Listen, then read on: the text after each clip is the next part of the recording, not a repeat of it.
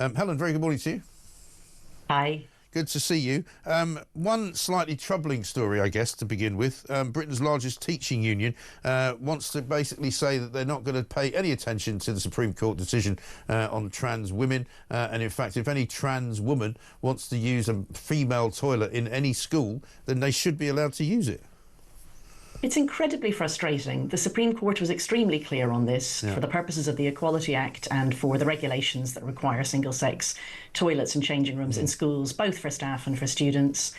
Trans women are men. That's biological men, and they should be using the men's spaces or a separate space, but not the women's spaces. Yes. The Supreme Court is the authority in the land, and here's a union saying ignore it. They are really cruising for legal action. Right. And I mean, who would bring that legal action? Because I suppose there's quite a few public sector bodies that are kind of playing a bit fast and loose here, aren't they? The NHS have said the same thing in certain situations. If the teaching unions are saying it, that's going to put them at loggerheads maybe with the schools and the school governors. But who will police this, I suppose, is the question. I mean, it's terrible, isn't it? We shouldn't be asking how can we get scofflaws in official positions to behave themselves, especially when they're the people who are meant to be forming the next generation. Yeah. I mean, parents could, and parents have in Scotland. There's a case that was won last week by parents complaining about their school going to solely gender-neutral toilets in obvious contravention of the law. But that takes time and it takes money, and not many people want to have a big argument with their children's school. I mean, really, this is down to the government. The DfE really has to say this very clearly. It has to give an instruction to all schools to obey the law. And then anyone who doesn't obey it, the government should be taking enforcement action.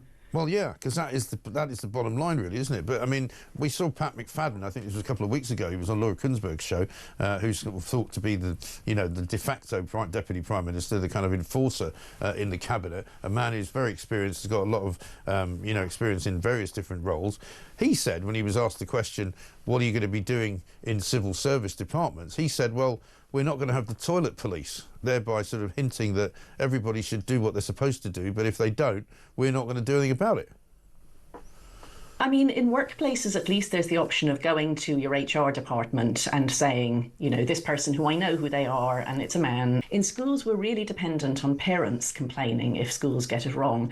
And I mean, I'm a parent, both my children have left schools now. I did actually complain to my son's school. I went all the way to the Board of Governors and they did nothing about it while my younger boy was still in school. Right. It's deeply unpleasant. You know that you're putting a target on your child's back. I spoke for a group of 8 parents and I was the only one who was willing to name myself. Right. I mean, I'm already out and proud on the subject of thinking there are 2 sexes, but every other parent was too scared.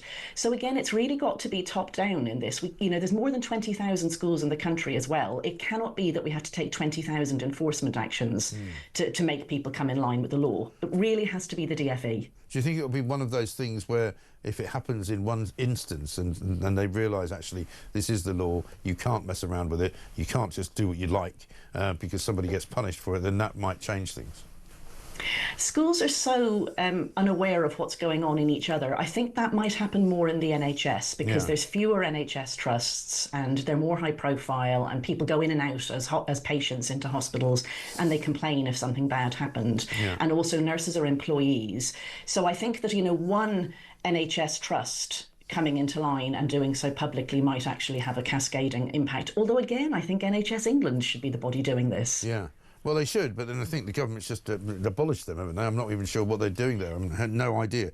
One other story just to mention to you. Oxford Union, not normally a place to regard as full of common sense, often. It used to be, but it hasn't been recently.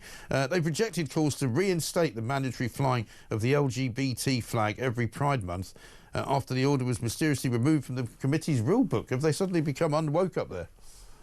Oh, I don't know. I haven't seen that story. But, I have this theory from what I hear from students who come up to me at events that there's actually quite a large number of students who are finding themselves thoroughly fed up with the way universities have gone. It's not just about woke stuff. It's about the incredible catastrophic falling in standards of teaching. Right. Hardly any student hours, poor quality work.